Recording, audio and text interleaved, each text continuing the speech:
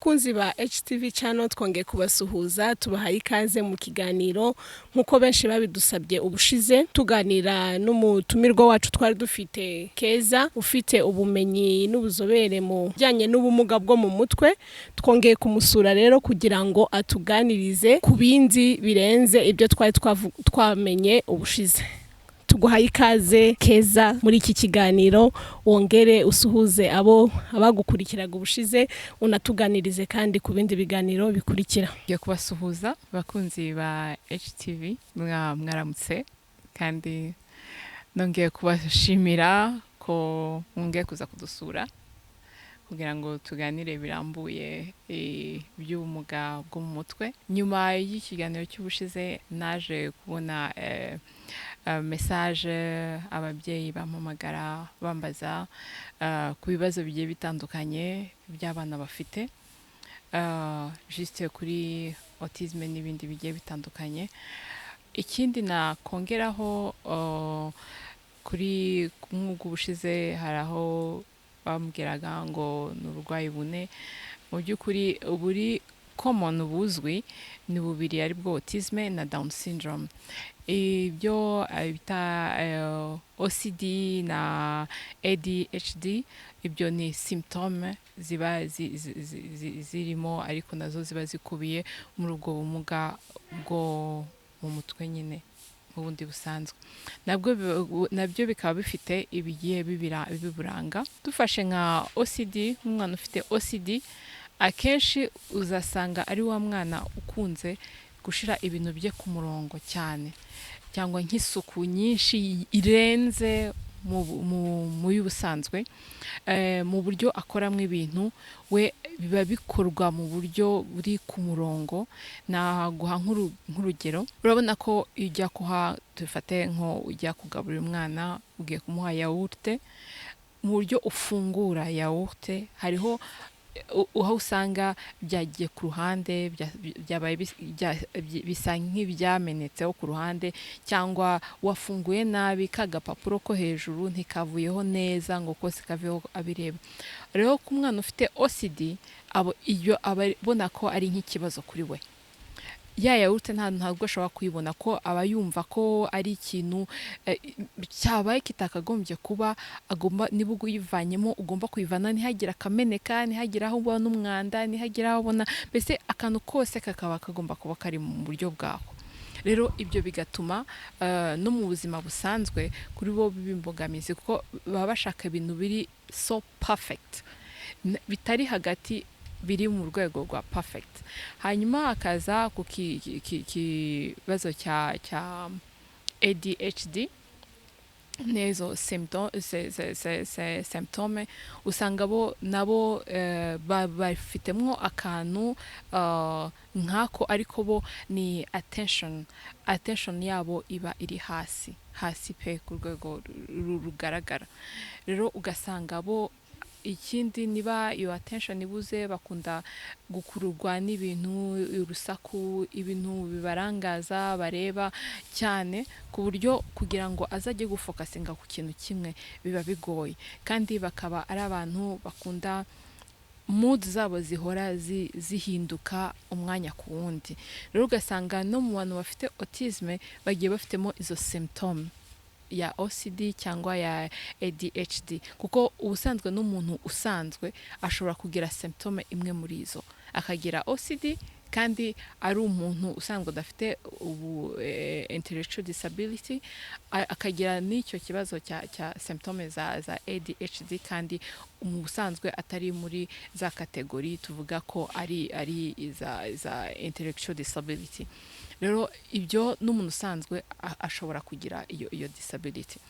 Noneho muri ibyo bya disability usanga hakubiyemo intuzenya, harimo ikintu kitwa ko ari disorder, hariho hakaba bakunze kugira eating disorder, hanyuma sleeping disorder, mbese hagiye hakuriyemo utuntu twinshi bituma ubishira hamwe bizana icyo kintu cya intellectual disability. Ko intellectual disability ntabwo ari ikintu kimwe ahubwo ni symptome ziba zikubiye hamwe ugasanga byabaye icyo intellectual disability.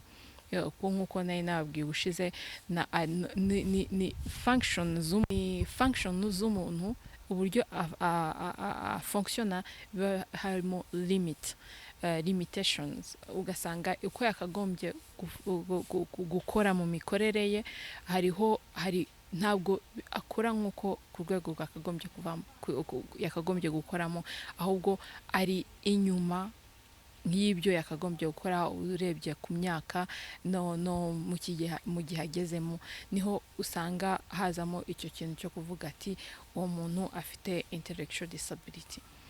Rero icyo nagira nga kindi nongere mare impungenge ku babyeyi bagiye bambaza ibibazo bitandukanye, ese twabigenza gute mu gihe nk'umubyeyi abonye umwana atazi, ntayamenya gute. Mu by'ukuri umwana mu gihe akiri muto biragoye kugira ngo umenye ko afite iyo intellectual disability, kuko hari n'uwo yabibonye amaze gukura, ariko muri we yumvaga ko ari caprice z'umwana, uvuga ati no yanze kurya, yagize gutya, ntabwo ashaka kugenda, ntabwo ashaka kugira gute, ariko mu by'ukuri yari intellectual disability.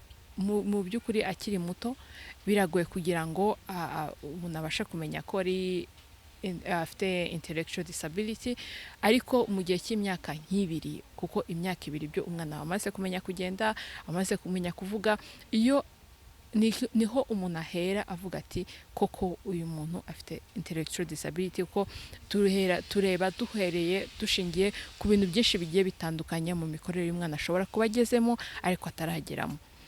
Ni ukuvuga ko mu myaka ibiri nibwo ubwo gusuzuma biba bitangiye, kuko aba yitegura no kujya mu ishuri, kandi ni byiza ko umwana asuzumwa kare, kuko birafasha mu mikurire ye, no kugira ngo mu kumufasha biramufasha we ntabwo agenda muri za development, muri kwa ya mikorere ye, ntabwo amera nk'umwana byamenyekanye akuze, kuko hari urugero bigera bikaba nk'aho biri stable, kuyo amenya gukora ibi, gukwira gute, akabasha kubaho mu buzima buri muri societe rusange bimworoheye. Rero ni muri icyo kintu nakangurira ababyeyi, mu gihe ubonye nashaka kubwira ababyeyi, mu gihe ubonye ko hari akantu katameze neza, ni byiza ko yabaza nicyo tubereye hano, yabasha kutugana akatubaza, tukabasha kumugira inama, tukareba bibaye ngombwa, tukareba umwana niba ari ibyo koko, cyangwa kuko hari igihe umubyeyi agira impungenge, ariko mu by'ukuri umwana adafite iyo disability, ariko gusa mikurire y'umwana yatinze bitewe n'uburyo umwana akoramo. Hanyuma nicyo nagira ngo mbashe kubwira ababyeyi kuri iyo ngingo. Hanyuma ikindi ni uko nagira ngo mpumurize ababyeyi, cyane cyane ntago mwagujije ishano, nibibaho, n'ubumuga bubaho, kandi ikindi ntabwo ari uburwayi ngo urajyana umwana kwa muganga. Hariho bamwe batewe inshinge, bahawe imiti, ariko mu by'ukuri iyo miti ntacyo ivuraho, ahubwo n'ubusanzwe natwe abantu basanzwe ubujya ufata imiti iradukiza, ariko umuti urawufata ugukiza indwara imwe, ariko hari igihe gusigamwo indi nanone. Rero muri abo ntabwo arwaye, mu by'ukuri ntabwo arwaye pe, uramuha imiti, nta ndwara n'imwe afite, gusa icyo bakeneye abo bana ni education ijyanye n'ubumuga bafite. Kandi iyo education ntabwo ari education rusange, kuko buri mwana wese, kuko n'ubusanzwe natwe ubundi abantu muri rusange, buri wese aremwe ukwe gutandukanye n'ukundi. Rero buri wese atandukanye n'undi, ni muri rusange, tutashizemo ngo abantu bafite intellectual disability, oya, twese muri rusange buri wese ateye ukwe. Rero ni muri ubwo buryo nababwiraga ko nubwo abashobora kuba ari 10 bafite autisme, ariko bose bose baba bafite autisme cyangwa down syndrome batagomba gufatwa kimwe, kuko buri wese afite ukuntu yigishwamo, buri wese afite ukuntu abayeho, atwarwa bitewe n'icyo ashaka kijyanye n'ubumuga afite. Kuko niba afite autisme hari izo symptome zindi aba afite zigiye zitandukanye. Aho ufite autisme adafite ya symptome ya OCD, hari ufite autisme ayifite. Umva abo bantu bose ni babiri batandukanye. Byukuri ntabwo bose bazafashwa kimwe, ntabwo bose bazigishwa kimwe, bazigisha mu buryo butandukanye. Muri education habaho iyo bita IEP, ariyo individual education plan, iba ikorerwa buri mwana. Iyo nayo iyo umubyeyi aje atugana, wenda naza kubivugaho mu magambo arambuye dusoza, iyo umubyeyi aje atugana tumaze gusuzuma umwana, tumukorera niyo IEP, individual education plan, agomba kugenderaho. Ni ukuvuga ko imwigisha bijyanye n'ubumuga afite n'ibyo akeneye kugira ngo abashe kuzamuka, abashe gutera imbere. Rero muri education nanone ntabwo education yaje kugira ngo ivaneho, ntabwo navuga ngo iyo education izavanaho bwa bumuga, ahubwo izaza kugabanya za symptome, kuzigabanya, noneho umwana abashe gukura no kwiga mu buryo bumworoheye. Ariko mu by'ukuri iyo ubumuga bwo mu mutwe ntabwo ari, uko nabibabwiye, ntabwo ari indwara ikira, ni indwara umuntu abana. Gusa icyo tumufasha no kugira n'uburyo bwo kubana nayo mu buryo bumworoheye, akagira icyo yigezaho, akagira naho agera. Mu by'ukuri nka sosiyete tubamo cyangwa ababyeyi, hari nabo numvise twavuganaga, ariko kumva nta cyizere bafite kuri abo bantu. Byukuri ni nkaho ego kugeza ryari, ese azajya kwiga, amaherezo namara kwiga bizagenda gute, ese azigate, ese nyuma yo kwiga azakora iki? Mu byukuri bariya abana barashoboye, icyo nagiye bariya abana barashoboye, n'abana nk'abandi, nabo hari icyo bashoboye, nubwo batagenda kimwe n'abandi, ariko nabo hari ibyo byinshi bashoboye. Ahubwo nagira mbabwire, kugira bariya abana ngira ngo ni nko gutunga, ni nko kuba ufite ubutunzi utazi ko ufite ubutunzi. Mu by'ukuri bo babireberamo nkaho ari ukuvuga ati babakompara n'abandi, babatangiraho urugero ku bandi aho bakagombye kugeraho, ariko mu by'ukuri nabo hari icyo bashoboye, kandi hari n'ibyo bakora natwe birenze twebwe tuvuga ko tudafite ubwo bumuga tudashobora gukora.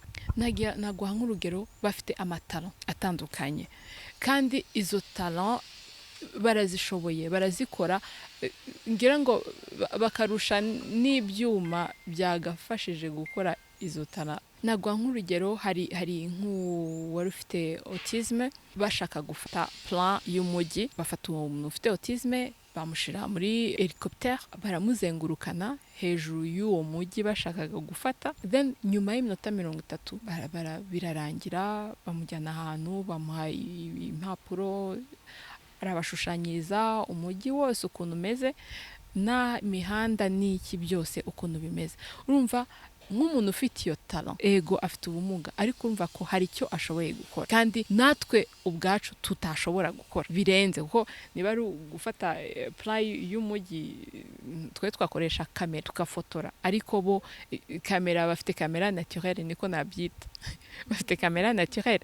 Niba ashobora kugenda akareba ahantu, akazana ishusho mu mutwe, yaragize akanabasha no kwishira ku rupapuro, umva ni impano idafite buri wese. Rero nicyo mpamvu nashaka kubwira ababyeyi be kwiheba, abo bana nabo barashoboye, gusa icyo bakeneye ni education ijyanye nabo n'ibyo bakeneye kugira ngo babashe gutera imbere. Keza, urakoze cyane kuri ibyo bisobanuro byiza duhaye, ariko hari ikintu wavuze ngo umubyeyi agomba kumenya, akavuza umwana, akamenya ko umwana afite ubwo bumuga ku myaka 2. Kenshi ku myaka 2 ababyeyi baba birukanka bajya ku kazi, bagaruka bagira gute, ukabona umwana nk'uko wabivuze, benshi tubyita ko ari amakaprice, tukabyita ko umwana ashobora kuba ari retard idasanzwe. Ni igiki, ni ibiki umubyeyi yabasha gukora kugira ngo uyu munsi ushobora kuba afite afite umwana atazi ko afite ubwo bumuga, cyangwa se umwana akarinda agera mu wa gatatu abo wa nyuma bakamwita umuswa, bakamwita ko adakurikira mu ishuri kandi ashobora kuba afite ubumuga. Abamaze kubugira bwo ndumva ko bafite umugambi mwiza, ariko bataramenya ko umwana aba afite ubumuga yakora iki. Okay, ni nayo mpamvu turi hano tujya gutekereza gushiraho ubu buryo bwo gufasha ababyeyi. Icyambere ndumva kiri ku ruhare rwacu kuzamura ubumenyi kuba turarwanda bose muri rusange, kugira ngo nayo mpamvu ikiganiro bamenye ko d'abord icyo kintu gihari, hanyuma tunabereke uburyo bwo kutugeraho tubibafashemo. Umubyeyi wese iyo ubonye icyo nabwira, niba ubonye umwana wawe ageze imyaka 2 hari urugero ubona atarageraho, hari ibyo yakagombye gukora ubona atarakora, ego bishoboka ko umwana adafite ubumuga bwo mu mutwe, birashoboka rwose ariyo mikurire ye, ariko umubiri we ukora, ariko hari nabo amahirwe menshi abari afite ubumuga bwo mu mutwe. Rero icyo nababwira ni ukutugana, deja ubu turahari, ni ukutugana bakatugisha inama, bakadusobanuza, tukabasobanurira birushijeho, ndetse byaba ari ngombwa tukabasaba kubonana n'umwana tukareba niba koko ibijyanye n'ibimenyetso bigendanye n'ubumuga bwo mu mutwe tukabona umwana bifite, tukanamugira n'inama y'ukuntu uwo mwana yafashwa nuko byagenda. Wakoze. Ndibaza ko nkurikije wenda imigabo n'imigambi ufite, ni igiki wafasha ababyeyi? Hari ababyeyi bafite abana deja bafite ubwo bumuga bwo mu mutwe, nta buryo uteganya, nta nzira wabafashamo wowe nk'umuntu ufite nk'uburambe kugira ngo bagere kuri urwo rwego rwo kuvuga ngo nubwo uyu munsi amasomo ataratangira, nubwo uyu munsi ntafite aho nshobora kujyana umwana, ariko mfitemo ubumenyi. Ni igiki we wafasha abo babyeyi bafite abana bameze gutyo muri iki gihe amasomo ataratangira? Ni igiki wabafasha? Ni mu buhe buryo wabafashamo kugira ngo abakurikira iki kiganiro bafite abo bana babashe kumenya icyo gukora muri kano kanya? Murakoze. Imigambi hariyo, dufite imigambi na plan ndende kuri bo. Icyambere nabwe ni dufite plan yo kuzamura ubumenyi, hanyuma ikindi cya kabiri dufite plan yo gufasha ababyeyi mu gubaha training y'ukuntu bashobora kubana n'abo bana, cyane cyane muri iki gihe cya covid batariho barajya kwiga, amasomo ataratangira. Rero ni gute babana, kuko ndabizi muri iki ntabwo byoroshe kugira ngo uba ufite umwana ufite ubumuga utazi n'ukuntu wabigenza, utazi n'ukuntu umufata. Ndabumva ko biraremereye, n'ibintu umuntu umwe wenyine atishoboza, nawe urushakisha hirya no hino. Rero turabateganyiriza gushiraho ama trainings y'ukuntu bazajya babana n'abo bana, ukuntu babafata mu rugo, ukuntu babafasha muri byose mu mibereho ya buri munsi mbere y'uko amasomo atangira. Kandi tugateganya no kuzagira centre aho tuzajya tubakirira mu gihe bizaba bishobotse ko amasomo atangira, ikibazo cya covid kivuyeho, ko tuzafungura centre aho bazajya bafashirizwa buri munsi mu myigire, mu mibereho, ndetse no mu rugo, ndetse no gufasha ababyeyi hagati mu gihe turi kumwe nabo, hanyuma no mu rugo mu gihe bari kumwe n'ababyeyi, ku buryo n'ababyeyi twuzuzanya, kuko ntabwo bizaba byoroshye mu by'ukuri, kuko n'urugendo rurerure kandi bisaba imbaraga nyinshi, ari ku ruhande rwacu ari no ku ruhande rw'ababyeyi, ko bizasaba gukorana n'ababyeyi cyane. Niyo mpamvu mbwira ababyeyi ntabwo bizaba byoroshye mu by'ukuri, ni urugamba mu bindi, ariko ni ngombwa ko urwo rugamba rurwanwa kandi ko hari intsinzi. Ntabwo mvuze ko abana bazakira, ariko bazagira imibereho irushije iyo bari bafite, kandi baba bafite n'ubwo bumuga, bakagira naho bigeza, bakigira n'icyo bamarira igihugu, n'icyo bimarira nabo ubwabo mu gihe kiri imbere muri future. Ko nabyumvise wanatubwiye ko bashobora no kugira ibyo bakora mu buryo bw'ubugeni, bw'ubukorikori. Ubwo ndibaza ngo muri izo centre muzabasha kubigisha abo bana atari amasomo rimwe guteranyaho kabiri gusa, ahubwo ari no gushobora kugira ngo mu gihe kiri imbere babashe kugira icyo bimarira. Ikibazo nanifite, uko ubibona wowe uyu munsi abana bafite ubwo bumuga, mu bushakashatsi ushobora kuba warakoze, ubona bafite percentage ingana gute mu gihugu cyacu cy'u Rwanda, nimba waragerageje kubikoraho cyangwa se ubona ari byinshi cyangwa ni bikeya, cyangwa se hari abo twataye inyuma ntitumenye ko ari cyo kibazo bafite. Umaze kumenya gutyo, ni icyo ubona ko uburezi mu gihugu cy'u Rwanda cyafasha, ni igiki uburezi, minisiteri ifite uburezi mu nshingano yayo yabasha gufasha kugira ngo abo bana nabo bibone muri sosiyete? Mu bushakashatsi nagiye nkora, kamvuge ko nahereye mu karere muri Kicukiro, niho natangiriye ko nanjye nagiye mvuga ati n'ubushakashatsi nk'ubundi umuntu ariho arakora, ariko nanjye byarantunguye cyane kuko umubare natekerezaga ntabwo ariwo nasanze, kuko naje gusanga ngereranyije abo bana bashobora kuba bari muri 40% y'abandi bahari. Rero byankoze ahantu kuko ntabwo nabitekerezaga, kuko nasanze abo tutabona nibo benshi kurusha abo tubona. Tubona n'ababyeyi basaba ubufasha, kuko abenshi ntabwo barabyakira, baracyafite cya kintu cyo kuvuga ati nibiki, baracyishakisha nabo ubwabo, nibiki byangwiririye, n'ishyano ryangwiririye, ese ibyo muri famiye n'iby'imiryango, baracyafite iyo mitekerereze, ku buryo muri sosiyete ntabwo bashaka ko bamenya ko icyo kintu hari uwaba ugifite, hari uwaba ufite ubwo bumuga, ariko mu by'ukuri n'ubumuga busanzwe. Rero ugasanga no kutagira ubwo bumenyi nyine ntabwo bagaragara, ntabwo baboneka, bamwe barabahisha mu nzu. Ko hari n'uwambwiye ko bitewe n'imibereho barimo bigaterwa nanone nta mikoro bafite, benshi kandi no ku bigo by'amashuri batabakira, kubera ko nabyo burya ntabwo ikigo cy'amashuri cyakwakira umwana nabo nta bumenyi bafitemo, nta trainings babonye, nubwo bamwakira yego, ariko uwo mwana azamarirwa iki, bazamufasha gute? Rero ndakeka neza ko na minisiteri y'uburezi ibifiteho mu ngamba, yaranabitangiye, ariko nanjye navuga ni iki nanjye nashiraho nk'umunyarwandakazi ushaka kubaka igihugu, ni iki nafasha minisiteri ya education kuri icyo kintu. Wenda tuzagera igihe dukorana nayo, biracyari muri process, ariko ngira ngo ibyo nabyo bizagerwaho. Rero muri icyo hariho ababyeyi, umubyeyi umwe we yaranyibwiriye, byaranambabaje ko umwana nta mikoro bafite, usanga niba abandi bacuruza gataro, bagenda mu isoko bacuruza ya mirimo iciriritse. Rero ugasanga afite abandi bana agomba kwitaho. Abenshi bari bubatse, abo barabasize kubera nyine ni ya myumvire ati reka da ibyo ntabwo jyewe bishobora kuba byaraturutse iwanyu, jye ntabwo muri famiye nta ibyo ntabwo dufite. Ugasanga umubyeyi umwe wenyine ufite charge, asigaranye charge z'abo bana n'abasigaye bose. Rero niho mubyeyi ujye gushakisha, arishurira bamwe minervare barajya kwiga, uwo ntabwo nta kigo kimwakira.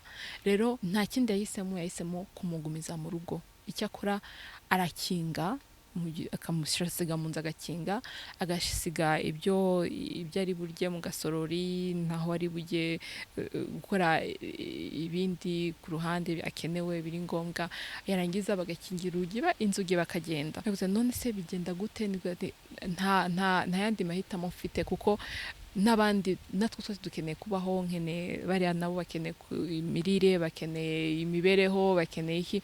Rero ugasanga wa mwana arakingiranye mu nzu. Icya mbere afite bwa bumuga butamworoheye, kuko nabo barabimenya ko batameze nk'abandi bitewe n'ukuntu natwe tubafata. Afite bwa bumuga, noneho nukumwongereraho nicyo navuga ko ari nka trauma yindi yo hejuru isanga bwa bumuga asanzwe afite, kuko arakingiranywe. Icya mbere aribaza kubera iki abandi bariko barakora iki ibi, abandi bariho barajya hano, jyewe kubera iki nsigara ameze gutya. Umva, nabyo bikamutwara muri bya bibazo byinshi agomba kwibaza nk'umwana atazi nawe. Cyambere ugasanga we aracyari gushaka kwishaka muri sosiyete kubera ubumuga afite, noneho bagashaho niyo trauma, ugasanga ni wa mwana kugira ngo uwo mwana uzamufashe ni nko gufasha ibintu bibiri, uzafasha ubw'amubumuga ujye no gufasha trauma, ni ibintu bizagorana. Kandi ikindi nacyo uwo mwana ari muri risk, ugasanga ese hagize nk'ikintu kiba, wenda iyo nzu igasha cyangwa hakagira nk'ikindi kizazane kiba, uwo mwana yatabarwa nande, ku buryo usanga n'abaturanyi atazi ko uwo mwana hari, cyangwa batamurekura kubera ko baramurekura arajya kwangiriza ibintu by'abandi, ugasanga nanone nabo yangiririza baramwirukana, swate ugasanga nawe uko bamwirukana mu by'ukuri ntabwo bigaragara neza, biragaragara nabi nabo kubera ko nta bumenyi bafite mu Rwanda. N'umusazi ko bamwe nabo numvise bavuga n'abasazi, bariya n'abasazi, mu by'ukuri ntabwo ari abasazi, ni gusa ko batazi uburyo bwo kwiyadapta muri societe turimo, kuba muri societe turimo, societe uko ibayeho bo bafite uburyo bwabo babayeho. Rero nicyo kintu naho duhera tuvuga ati nukubigisha kuba muri societe tubayeho, kandi no kubwira societe ko hari abantu bameze batya, noneho twese tugakorera hamwe bagabasha kuzamuka, nabo bagabasha kugira nabo aho bigeze. Noneho muri iyo education niho hazavamo no kureba kuri za talent bafite, niba ego afite ubumuga ariko bafite icyo bashoboye gukora,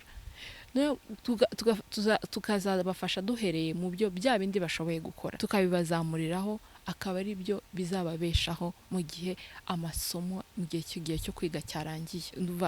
Arizo ngamba dufite muri gihe kiri imbere, ngo tuzagenda tubamenyesha uko ibintu bizajya bigenda, ndetse n'ababyeyi tuzaba turi kumwe, ndetse n'abo turi kumwe deja bamaze kubibona, turavugana, turasurana, tukabasha kungurana ibitekerezo, tukagirana n'inama. Turi kugana ku musozo w'iki kiganiro, nk'uko mwabitubwiye tuva ikiganiro cya mbere twakoranye n'iki kiganiro tukigana ku musozo, turashaka ngo utubwire ishusho nyayo y'ukuri n'ingamba nk'uko mwagiye muzivuga, naho bagukura Keza bamukurayo ngo abafashe icyo gikorwa, Keza nimba ari ku murongo telefone, ibyo byose twashaka kumenya ngo ni wowe nka Keza ni gute bakubona kugira ngo ubafashe muri iki kiganiro cyose twageranye. Umubyeyi afite ikibazo yakubona gute, nicyo yagukorera?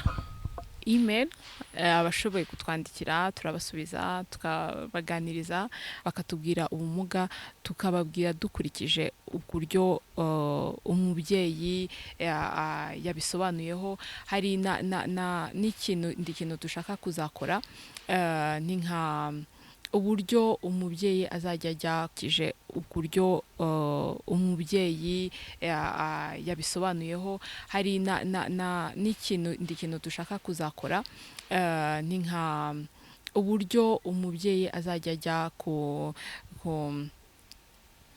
ku mbuga nkoranyambaga, aho tuzajya dushiraho ibibazo bifite n'ibisubizo. Ego ntabwo azaba ari ibibazo byose, ni ibibazo biri en general, biri general, kandi biri common, ahubwo uwumva ko ari ikindi kirenzeho niho yaduhamagara akatugisha inama. Byaba ngombwa tudashobotse kumvikana ku murongo wa telefone, turamusura cyangwa akaza akadusura akatuzanira n'uwo mwana, tukareba icyo twamufashaho. Ariko ibyo ni muri iki gihe cya covid, tutabasha kuvuga ngo dufunguye ku mugaragaro. Turaha karibu ababyeyi bose bafite abo bana, ariko nabyo turabizeza ko ari vuba aha byose bizaba byagiye ku murongo. Urakoze Keza ku kiganiro cyiza dukoranye. Abadukurikira mwese mushobora kuba mwabyumvise, abafite abo bana bafite ubwo bumuga, ntabwo abo bana ari abo guta, ntabwo abo bana ari abo guhisha mu mazu nk'uko twabyumvise, ahubwo abo bana nabo gufasha, kuko bashobora kuzazana impinduka mu gihugu. Rero twifashishije wenda inama Keza tugiriye, tukifashisha n'ubundi bumenyi, turahamagarira ababyeyi bose kugira ngo barebe, bamenye urugero umwana wagezeho. Nubwo umwana wawe ushobora kuba ubona ko byarengeranye, ntarirarenga. Uyu munsi Keza na bagenzi be na leta y'u Rwanda ibafitiye umugambi mwiza kugira ngo abo bana ntibabe abasigaye inyuma, ahubwo ari abana bagomba gufashwa kandi bagafashwa neza, buri mwana wese mu rwego ariho. Turabashimiye cyane, tubakangurira gukora subscribe kuri channel HTV channel. Hari na websites ihari muraza kubibona hano munsi mukurikirane nawe wifuza ko twakugeraho kugira ngo twamamaze tunavuge ku byiza ufite ikaze kuri HTV channel tubafitiye gahunda ndende gahunda nini amazina yanjye ni Kami tuzasubira mu kindi kiganiro murakoze cyane bye bye